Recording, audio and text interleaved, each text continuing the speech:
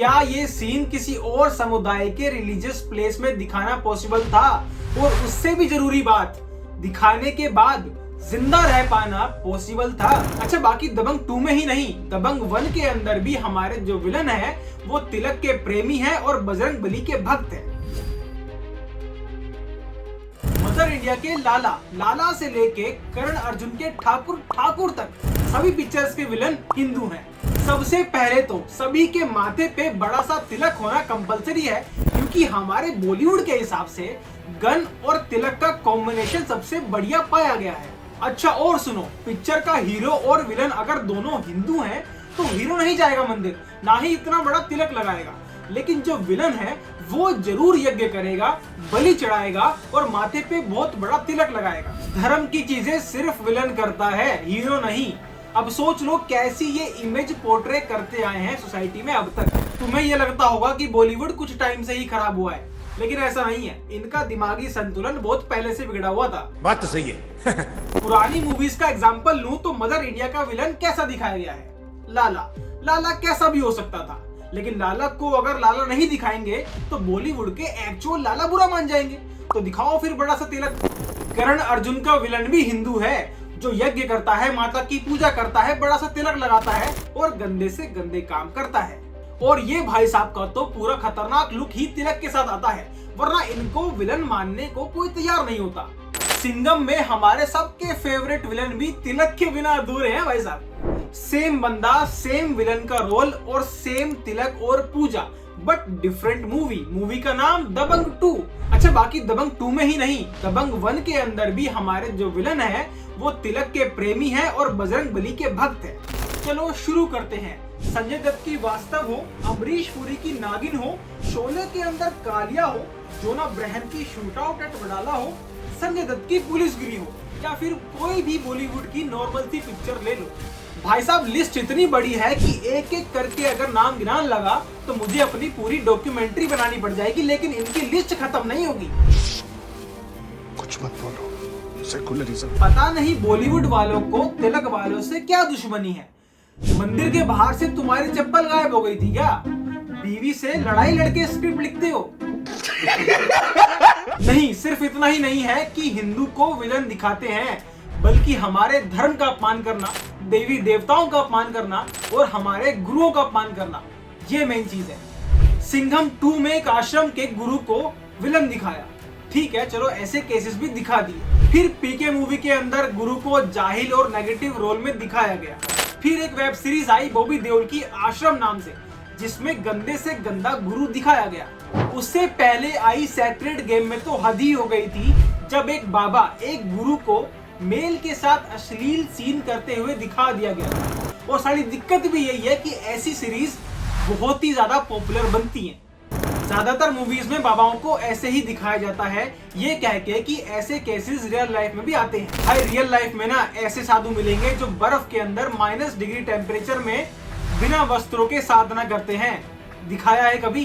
हमारे गुरु शंकराचार्यों का ज्ञान, उनकी सिद्धियां दिखाई है कभी? प्रेमानंद जी महाराज जैसे हजारों बाबा है, दिखाया है ऐसा कभी कुछ?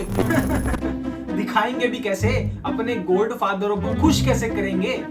हिंदुइज्म को प्रमोट करने के पैसे थोड़ी मिलते हैं, प्रोडक्शन भी देखनी पड़ती है यार, समझो कुछ। अरे बाप रे, ये तो धोती खोल रहा है। अभी लॉकडाउन पीरियड में एक वेब सीरीज आई थी अ सुटेबल बॉय के नाम से, जिसके अंदर तो किसिंग सीन दिखा दिया था। पर एक सेकंड, क्या ये किसिंग सीन पहली बार हो रहा है? तो शाहरुख खान का ये वाला सॉन्ग देखना।